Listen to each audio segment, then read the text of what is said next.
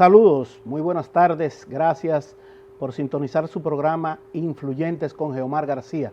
Le doy los saludos a mi compañera Elimar García. ¿Cómo estás, Elimar? Hola, Geomar, también saludando a los televidentes que cada semana nos dan el favor de su sintonía y de permitirnos entrar a sus hogares con nuestro contenido cada domingo. Quiero comenzar con unas felicitaciones de un cumpleaños muy especial porque puede que sea único en el mundo. 121 años de una dominicana que pudiera ser la persona más con mayor edad en el planeta Tierra. Wow. Se trata de la señora Natividad Martínez de la Cruz, que es originaria o oriunda o reside en el municipio Santo Domingo Norte. Estuvo siendo agasajada por un regidor del Partido Revolucionario Moderno, José Manuel López, que le celebró el cumpleaños 121 a esta señora Natividad Martínez de la Cruz. Reside en la comunidad El Reventón del Distrito Municipal de La Victoria, en el municipio Santo Domingo Norte. Ella dice que es Pero muy está activa, consciente. Está bastante lúcida, según explica. Dice que le gusta la bachata, baila reggaetón, baila merengue, que le gustan los cánticos cristianos y todas esas cosas. Es un caso muy interesante, muy particular, que República Dominicana tenga una supercentenaria.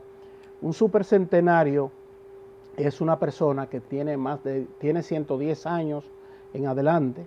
Ella tiene 121, tiene en su cédula en la fecha de nacimiento que confirma que tiene esa edad, y pudiera ser interesante que el Consejo Nacional de la Persona Envejeciente, el CONAPE, que es la entidad del gobierno del Estado Dominicano que se encarga de aplicar políticas públicas para las personas envejecientes, pues le dé seguimiento y que procure la certificación de algún tipo de organismo internacional que le da seguimiento a estos casos para ver cuál es la categoría dentro de los supercentenarios que hay en el mundo con más de 110 años. Creo que no debe haber más de 50 personas en el mundo, creo, porque estuve revisando algunas estadísticas.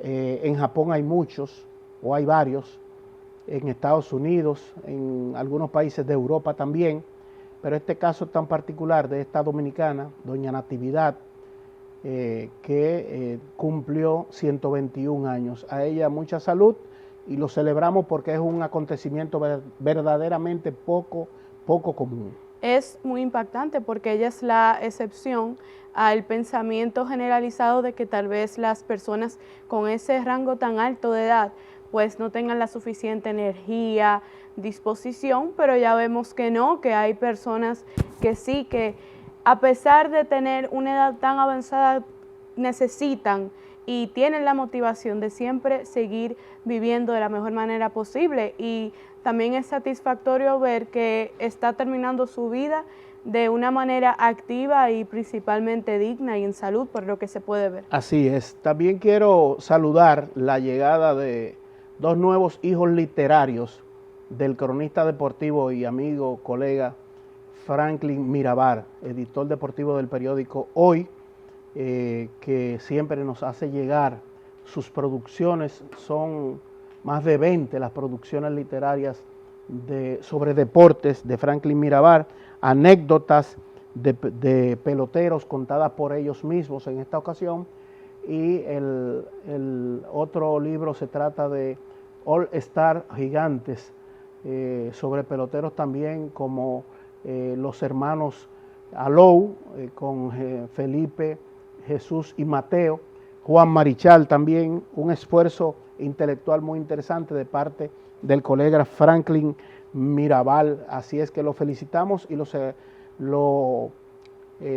le exhortamos a que continúe haciendo este tipo de producciones que agrega valor a la carrera de periodismo en la República Dominicana. Vamos a una primera pausa, Limar, y retornamos entonces para hacer más comentarios abundantes sobre diferentes temas.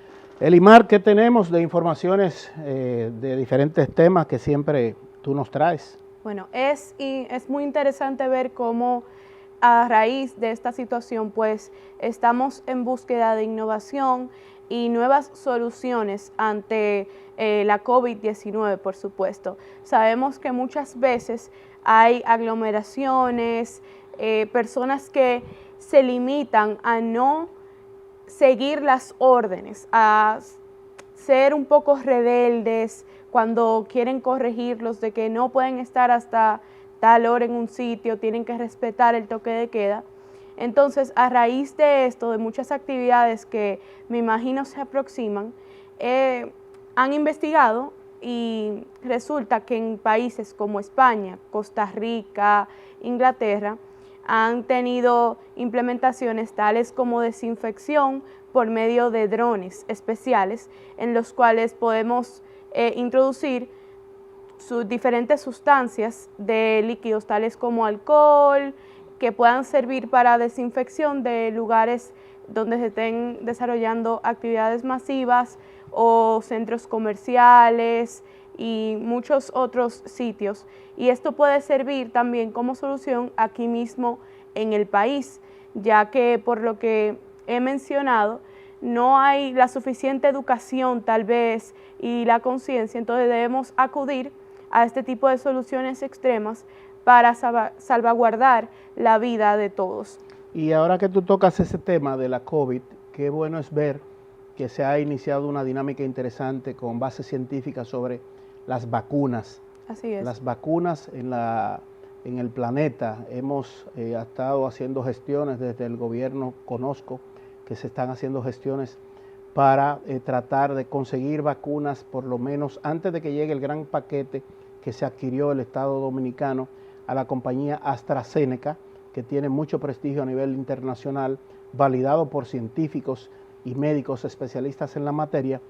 El gobierno dominicano y sede dominicanos prominentes, el caso del congresista Adriano Espaillat en Estados Unidos, del médico Rafael La Antigua, que están tratando de gestionar algunas vacunas por lo menos de avanzada para utilizarse en el personal médico, en los médicos, en enfermeras, en el personal de apoyo de hospitales y clínicas, para que no vayamos a tener un problema de deficiencia, déficit de personal que pudiera atender a las personas que caigan enfermas con esta situación. Y esto es importante que pudiéramos, a través de una gestión de cooperación con gobiernos amigos, el caso de Estados Unidos, el caso de la propia Gran Bretaña, Inglaterra, el caso de Canadá, el caso de Israel, que tienen suficientes vacunas y que pudieran, en un gesto de solidaridad y de cooperación bilateral, multilateral, ahí entraría también la parte, además del presidente Luis Abinader, que pudiera hacer este esfuerzo en ese sentido de solicitar a gobiernos amigos ese tipo de apoyo.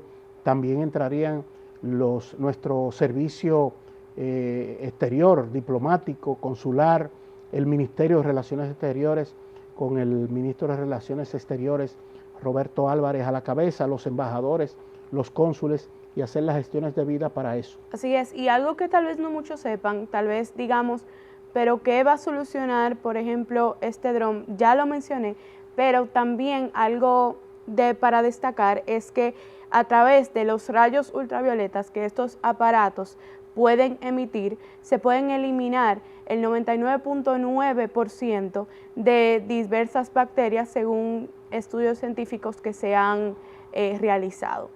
En otro ámbito, tenemos que el destacado diseñador Rafael Rivera de Santiago, pues ha desarrollado un desfile de moda con su nueva colección llamada Bloom Garden, en honor a esta época de la pandemia por la COVID-19. Vemos ahí diversas piezas en los colores él expresa, que son específicamente en honor a lo que debemos reflejar: el blanco por la paz, la armonía, el contraste con el negro, pues todo esto son valores que debemos tener, la solidaridad, para saber sobrellevar de la mejor manera posible esta difícil situación fue al aire libre, como podemos apreciar allá mismo en el estadio de Santiago. Y bueno, es bastante interesante ver cómo no se detiene esta industria de la moda, también la industria artística, como el canto, el baile, y cómo personas se reúnen bajo un mismo propósito de entretenimiento y ver diversas implementaciones interesantes. Y guardando las distancias establecidas por los rigores sanitarios. Sobre todo. Algo que también quisiera puntualizar que me llamó mucho la atención, Giomar, es que la Comisión de Espectáculo Público está considerando hacer ciertas limitaciones en el contenido de YouTube que pueda llegar a ser vulgar. No están todavía en conversaciones, no es algo todavía un hecho, pero yo quería hacer este comentario porque muchas veces no le damos la importancia que merece al saber qué tipo de contenido vamos a consumir y sobre todo el que personas más pequeñas a nosotros, que son más moldeables, que no tienen la capacidad de digerir ciertas cosas que ven en el internet que tal vez no sean tan buenas, pues lo hagan, y me parece muy bien. Esperemos que se logre implementar esta nueva ley que depure todo aquel contenido que no sea para el bien de nuestro país, que no sirva para el conocimiento, porque no vemos tal vez que esto afecte a República Dominicana, porque supongamos que un extranjero pues vea un video musical de esos que sabemos que existen, que no son con imágenes tan bonitas, más bien obscenas, y digan, ah, no, pues en República Dominicana lo que se ve es eso. Y lo que tenemos que ir es en búsqueda de una buena representación en todos los ámbitos de nuestro país. Entonces, esperemos que se logre implementar. Es difícil el control de contenidos con todas estas herramientas tecnológicas de rápida comunicación y difusión de lo que cada artista crea, cada artista genera, pero hay que hacer el esfuerzo para tratar de controlar ese tipo de situaciones. ¿Tenías algún comentario sobre Ricky Martin, algún reconocimiento que le harán? Sí, a él le van a hacer un reconocimiento a través de la fundación Peace Tech Lab, que fue desarrollada por Estados Unidos. Se le dará en San Juan, en la entrega... En San Juan, Puerto Rico, exacto. En la entrega de los primeros premios internacionales de la paz, porque el cantante tiene diversas fundaciones en favor al no tráfico de personas, principalmente de niños y adolescentes. Entonces, como es una labor solidaria, pues le darán dicho reconocimiento para que también los demás artistas se motiven a la ayuda, a tener como ese empuje de utilizar sus medios de comunicación para algo que sea de valor, como lo está haciendo Ricky Martin. Bueno, eso es interesante, ver que personas con capacidad de influir en millones y que tienen su vida económicamente resuelta, pues también se interesan por el bienestar de los demás. Vamos a una pausa nuevamente y ya vendremos luego con una interesante entrevista con un politólogo experto en derecho internacional, en política internacional, en política exterior, en conocimiento de geopolítica y todas estas cosas, que me fascina conversar con él porque tiene conocimiento, está muy actualizado y pues maneja temas que son muy complejos, pero es interesante conocerlo. Nos referimos a Iván Gatón. Iván Gatón es un catedrático, es un diplomático y una persona con conocimientos muy suficientes. Luego de la pausa conversamos con Iván Gatón.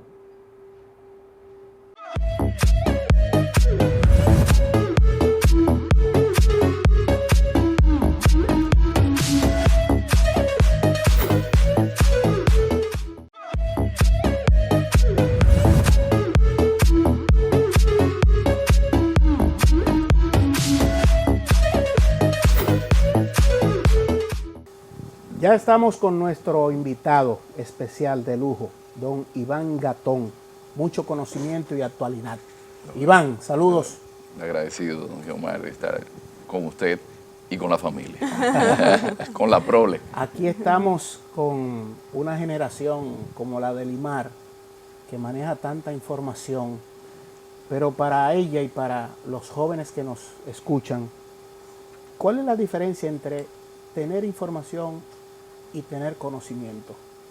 Mire, quizás la generación suya, Limar, es la generación más manipulada de la historia de la humanidad, porque casi todo lo que ustedes reciben ya está digerido. Es más, cuando usted se va a los grandes centros del pensamiento para la manipulación, como es el Silicon Valley, los dueños de Twitter, de Google, de Amazon, sus hijos no utilizan ni iPads ni teléfonos inteligentes hasta que no pasan de los 10 años. ¿Por qué? Porque el proceso de la sinapsis, que es como las neuronas, se van ejercitando, se van uniendo unas a otras, necesitan de un ejercicio. Todos los órganos que no se ejercitan en esta vida se anquilosan, se atrofian, y ustedes tienen la desventaja de que no memorizan nada, de que no hacen, esa es una gran desventaja, porque ya hay unos big datas que están mínimamente calculados, incluso para saber más de usted que usted mismo. Entonces, ustedes tienen una gran desventaja, que viven en la sociedad orwelliana. La sociedad orwelliana es la sociedad de la manipulación. Hay tres tipos... Por el escritor George Orwell. Por George Orwell, una famosa novela llamada 1984. También hay otro tipo de referencia en ese tipo de distopía, que es la famosa novela de Aldous Huxley, que es Un Mundo Feliz. Entonces ustedes tienen un problema de conciencia crítica. Además, que les tocó vivir en la etapa de mayor paz que ha tenido la humanidad.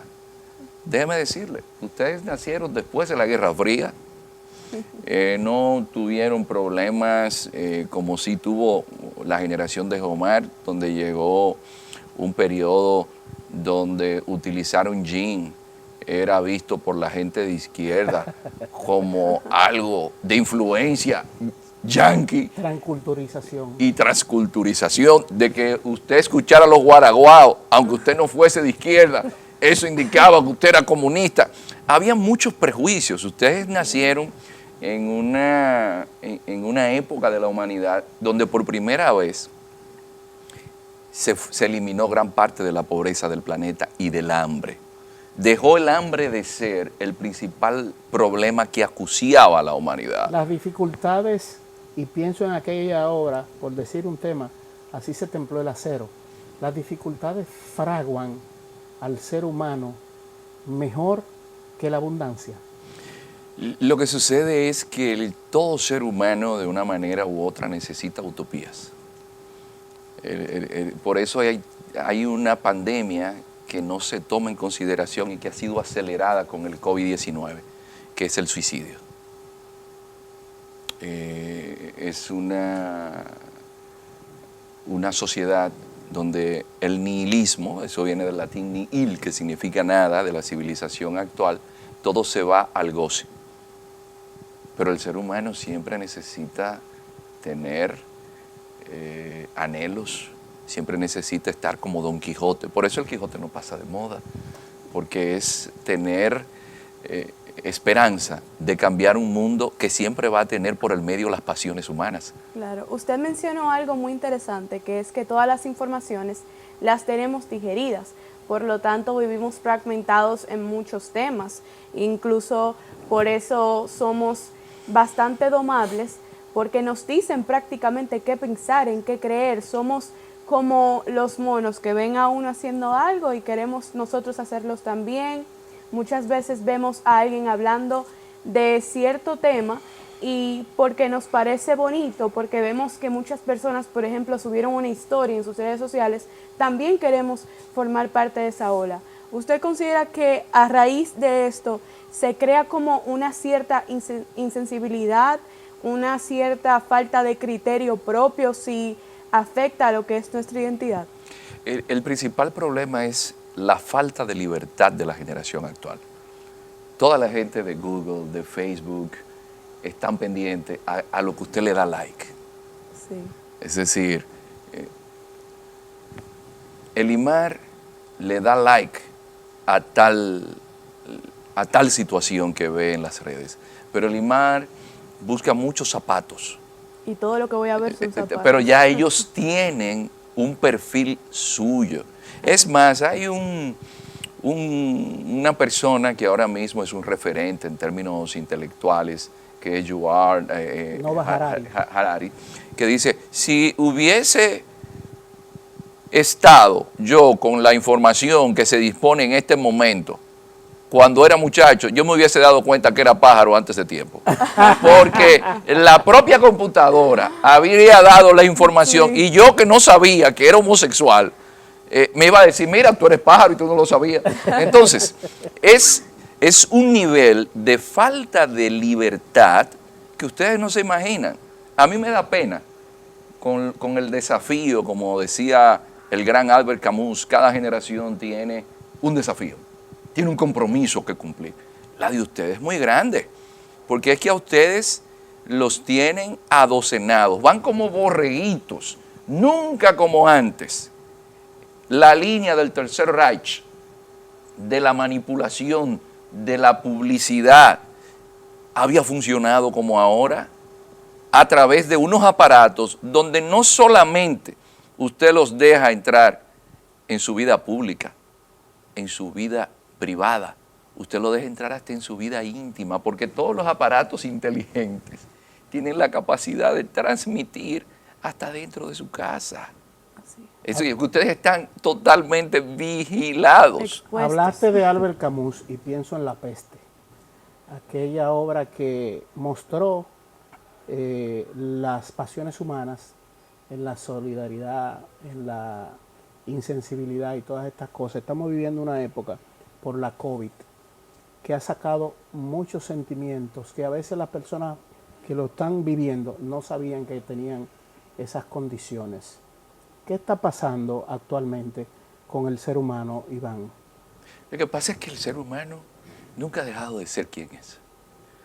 En el 1348 llegó a Florencia desde la península de Crimea, que a su vez había llegado desde las estepas. La gran peste negra. Y eso hizo cambiar la humanidad. Pero cuando Pericles, en el siglo V a.C., llegó la fiebre de tifus, que se llevó de paro a Pericles, que fue el fundador de la democracia en el siglo V a.C., y la humanidad cambió. No, el ser humano, en el momento en el cual está en una situación de peligro, le ofrece a la luna, al sol, a un árbol, todo lo que tenga que ofrecerle, contarle que lo saque del inconveniente. Eso lo demuestra el Enuma Elish, que es un libro referencial de la tradición babilónica. Eso lo refleja hasta el propio libro de los muertos. Hay una regla de oro que viene dada en el antiguo Egipto, que es el primer estado que tuvo el planeta. El que tenía dinero era que podía comprarse su trayectoria hacia la gloria. Pero también había un elemento para ir al cielo. Cuando Anubis pesaba su corazón, le ponía de lado en el peso una pluma. Y si su corazón pesaba más que la pluma, usted no pasaba. Pero ¿sabe qué era lo que no permitía eso? El odio, el rencor, el no haber dado una barca a aquel que había sufrido las inundaciones del Nilo. Por eso el libro de los muertos, que es un libro que influencia la Biblia, sí, porque el monoteísmo tiene su mayor proyección con Akenatón, que era el esposo de Nefertiti, que dicho sea de paso eran negros, que eso hay que decirlo, porque es la modernidad que trabaja el tema de la esclavitud, negro porque convierten al negro. Negro con pelo lacio. Aquello. No, sin pelo lacio. Nefertiti es bantú. Akenatón es bantú. Africano. Son africanos. Es más, el sitio donde hay más pirámides no es en Egipto, es en Sudán, que queda más al sur. Entonces, la especie humana, la regla de oro la dan los egipcios cuando en una famosa historia se habla de que no hagas a otro lo que no te gustaría que te hagan a ti. Esa es la regla de oro de la ética que luego Sócrates plantea cuando su propia esposa Antipa le dice, mira, todo está listo para que tú te escapes, para que no te maten injustamente. Y dice Sócrates, ¿y qué tú querías? Que me mataran justamente. Entonces, la regla de oro de la ética... Lo hicieron envenenarse. Pero él se envenena con cicuta. Con la cicuta, pero marca la regla de la ética. ¿Y qué es la ética? La ética es ese espacio que el espíritu deja libre, que va más allá de la ley. Por eso no importa que usted me diga la religión que es, si usted no trata al otro como le gustaría que lo trataran a usted. La conciencia. Pero la ética y el ser humano no es bueno por naturaleza. Eso es el Emilio de Rousseau. Claro. Ese es el Emilio de Rousseau. Yo pude leer que usted mencionaba que esto de la COVID-19 significa un cierto giro de la humanidad y que también el capitalismo debería ser humanizado. En torno a la humanización del capitalismo, ¿usted cree que eso tiene que ver con esa avalancha de publicidad, de promociones con las cuales debemos lidiar todos los días, que no nos dejan espacio a la decisión, sino es algo que nos imponen, que necesitamos o que debemos hacer? ¿Y qué cierto giro usted pretende que se vaya a dar a raíz de esta situación difícil, ya que usted dijo que el ser humano difícilmente pueda llegar a un cambio así radical? Es que el sistema, primero decía el gran Descartes que cogito ergo sum, pienso luego existo, ahora es consumum ergo sum, es decir, consumo luego existo. La gente es feliz en la medida en que puede tener bienes materiales. Y se ha roto un elemento fundamental que permite el cultivo de la humanidad, y es la familia. Usted no me puede decir que va a tener aprecio por mí, que soy su vecino, cuando usted no aprecia que su padre y su madre se desvelaban, cuando usted, siendo una bebé, no podía valerse por sí sola. Es decir, cuando usted no tiene responsabilidades en la familia, cuando usted ve a un anciano y usted lo desprecia, porque el anciano ya no sirve.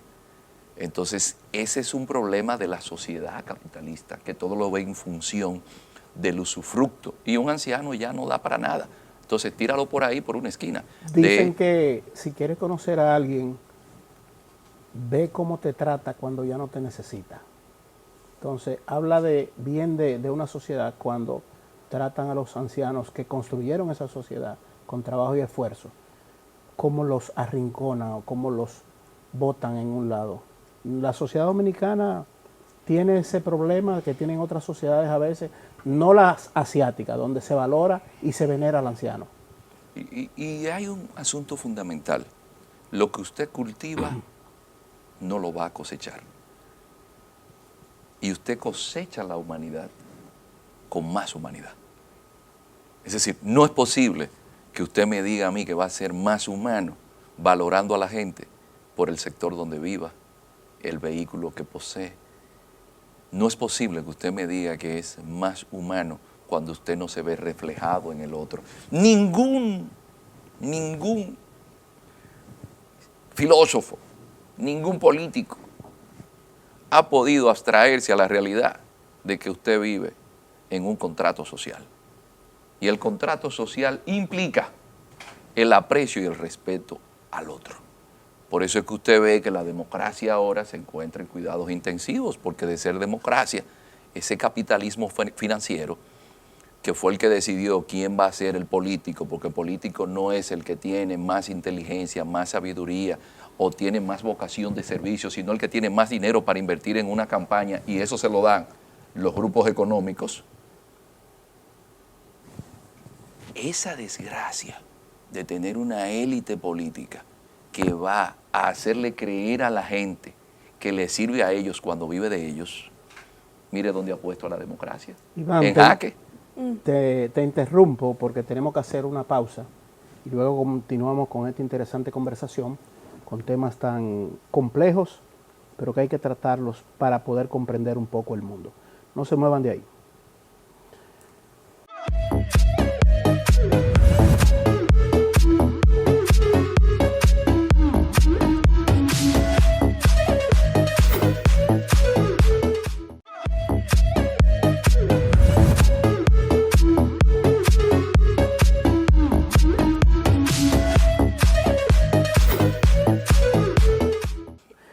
Retornamos a este interesante diálogo didáctico, de manera divertida también un poco para comunicar cosas serias y correctas. No hay por qué ser aburrido, ¿verdad, Iván? Hay que hacerle es como la medicina, que le agregan un poquito de azúcar para que no sea tan amarga.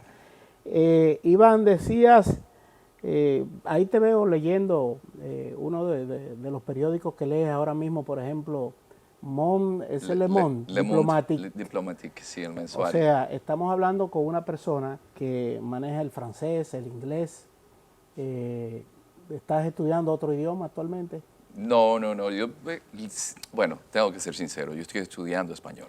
Estudiando español. Estudiando español. Porque los reggaetoneros te están confundiendo. No, es que sabe que la capacidad del español de sorprender es increíble. Es un idioma demasiado rico, por eso el gran intelectual y escritor ruso Lev Tolstoy decía que el español era el idioma para hablar con Dios, el italiano con las mujeres. Y no es el francés el del amor. El francés, el italiano no, es el del amor. Porque el italiano, cuando noi parliamo, latín. No, es la musicalidad del italiano. Sí. Entonces el francés de la diplomacia, el alemán con los enemigos. Para regañar. El alemán con los enemigos. Y el inglés para negocios. Y el inglés para los negocios. Entonces el español, recuerdo que muy joven, cuando llegué de Sabana Grande de Boyá aquí a la capital, había alguien que escribía una columna fija en el periódico, llamado Diógenes Céspedes, que había estudiado en Francia. Semiótica, etcétera, todas esas cosas. Y Diógenes Céspedes, fui a visitarlo porque él era hijo de un superintendente, el superintendente Céspedes, que había estado en mi pueblo, y fui donde él a pedirle un consejo. Y él me dijo, Gatón, siempre que veas una palabra en el idioma español, apréndetela. Y está comprobado que el ser humano tiene capacidad de abstracción en la medida en que amplía su vocabulario. Por eso el doctor Toñito Zaglul, don Antonio Zaglul, que es una figura locos. Y apuntes también, sí, apuntes. Y el libro de apuntes, una figura que todos aquí en República Dominicana deberíamos conocer, decía que el dominicano limitaba su inteligencia con cosa y con vaina. Es decir, usted se diferencia. Un léxico muy limitado. Porque usted utiliza un vocabulario demasiado limitado, su capacidad de abstracción se limita. Entonces, el español realmente para mí ha sido un desafío. Iván, has tenido que hacer un esfuerzo tremendo en lectura, vivencial, porque has viajado mucho, te interesa, porque eso te da formación, todas esas cosas. ¿Cómo un joven que te escucha y tiene tanto conocimiento que puedes hablar de lo que ha acontecido y acontece desde la antigüedad en Europa, en África, en Asia, en Oceanía, en América? ¿Cómo se puede alcanzar ese nivel de conocimiento? Porque a veces dice, esto requiere demasiado sacrificio. Yo voy a seguir en lo mío. Yo no me voy a enfrentar al libro y a esas cosas. Claro, no, y si ya es una vocación, porque muchas personas dirán, ay, pero eso requiere muchas horas de mi día, yo no voy a perder mi tiempo en eso, total, ya lo tengo en el celular. Es una vocación ya, requiere un interés extra. Bueno, si ustedes vieran dónde tuve acceso a conocer al Shah Mohammad Reza Pahlavi, a Menachem Begin, a Saddam Hussein, es un bateicito que se llama Cojobal, que está como Macondo después que terminó de llover y se fue a la compañía bananera. Y bueno, los idiomas fue autodidacta, con un Enfield School de 1946 y una tía abuela, porque ¿y quién venía a la capital a estudiar inglés? Pero había unos americanos que iban a mi pueblo todos los meses de junio, que tienen un hospital en Los Alcarrizos, que le agradeceré toda la vida, muy especialmente a William Hunter, que es quien desarrolló esos proyectos, y que hoy República Dominicana es uno de los países más desarrollados en oftalmología del planeta, a partir de esa clínica oftalmológica del doctor Valle. Y a los 14 años yo era su traductor, porque como me crié entre haitianos, ya yo sabía un poco de creol. Entonces, de pequeño en el batey, como mi papá era el jefe de la oficina y siempre fue alguien muy carismático, y bueno, todavía yo tengo haitianas que son mis tías.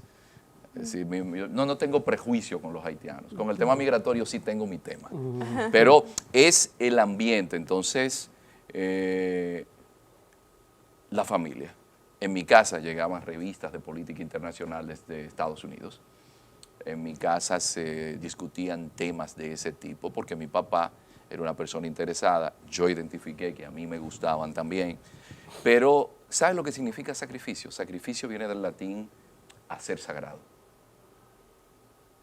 Y solamente es verdadero, solamente es duradero en esta vida lo que con sacrificio se consigue. Porque usted hace algo sagrado. Valora lo que consigue. Valora las cosas. Si el ser humano, y esto lo digo porque ya soy un señor mayor, no encuentra algo que le dé sentido a su existencia, está perdido. No, y sobre todo lo que nos cuesta mucho trabajo, generalmente podemos construir una base sólida, que es lo que nos garantiza la permanencia, rendirle honor a lo que nos gusta tanto hacer, cualquier profesión, no importa si quieres ser músico, comunicador, economista, médico, hacerlo de una manera digna y que pueda servir como referente para otras generaciones que tal vez le interese lo mismo que tú. Pero sobre todo algo que considero que vino de mi casa también. Mi padre, que era un filósofo y alguien que tenía ya un periódico. Mi papá fue Benjamín, periodista con Arévalo Cedeño. Sí. La gente piensa que el filósofo es el que tiene conocimiento. El filósofo es el que ama el conocimiento, la sabiduría, y procura buscarla. No es que tú eres una persona que se interesa, ¿verdad?, por los caminos del conocimiento. Va buscando y conociendo, que nunca terminamos de aprender. Jamás. Y le hago esta referencia porque no vale solamente con que usted tenga un conocimiento o con que usted siga su vocación. Si usted no tiene el sentido de la humildad, se pierde. Porque la vanidad es el peor sombrero que se puede poner un ser humano. Entonces, en mi casa hay una frase que todavía guardo de un escrito que mi papá me envió después de un viaje que hice a Cuba, hace muchos años ya. Y él me decía, no te imaginas con cuánta pendencia esperaba en la prensa cualquier noticia que saliera sobre tu viaje. Aparentemente, por tu silencio, fue negativo. Pero no olvides que si de vanidad gustan vestir los engreídos, de humildad y sinceridad estarán vestidos siempre los honestos. Saludos y bendiciones, tu padre. Porque la humildad viene del latín humus, que significa tierra. Entonces el ser humano siempre debe estar consciente que vino de la tierra. Por eso en los cementerios refiero siempre esta frase latina que es memento homo cuia pulvisese te memento reverteris. Recuerda, hombre, que del polvo vienes y a él volverá. Todo eso que vemos de vanidad, de que es un rey, entonces decimos que vive el rey, que lo que hoy es pompa y alcurnia, mañana será alimento de los gusanos. O como le dijo el doctor Darío Contreras a Petán Trujillo, cuando Trujillo tenía el forúnculo que se le hinchó toda esta parte, el ántrax, y le dice, y si el jefe se muere en la operación, le dice, nada, de mañana. Sí. Es decir, hay que tener muy en cuenta la parte de la humildad, de que no importa lo que usted sepa, si eso no es beneficioso para la sociedad,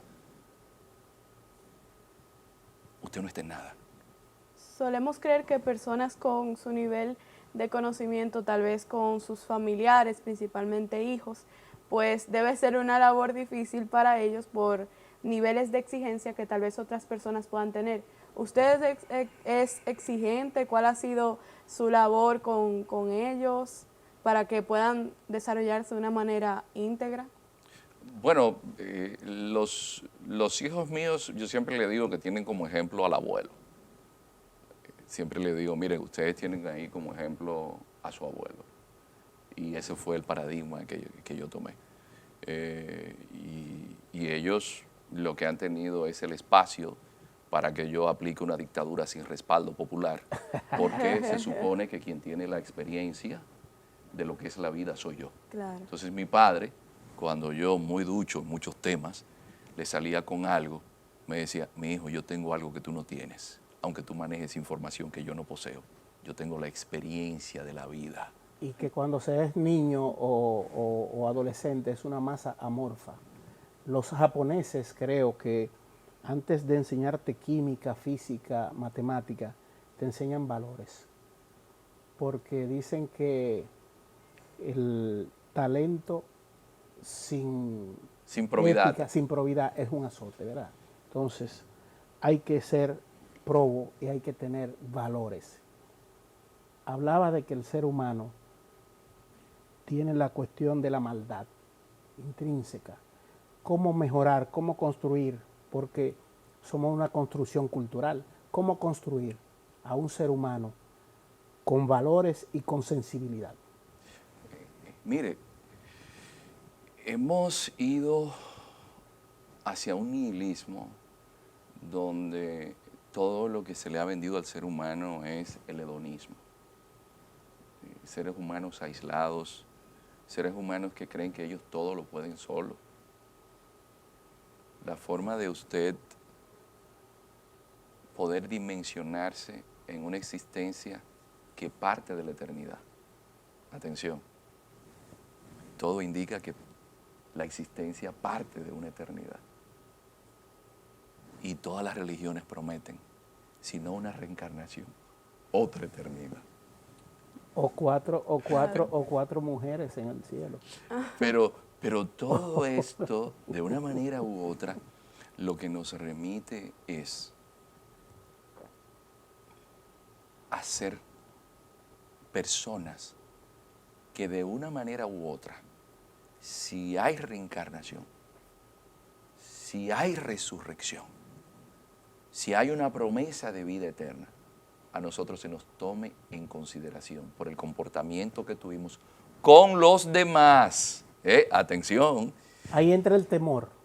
Ahí entra el elemento de que el ser humano tiene obligatoriamente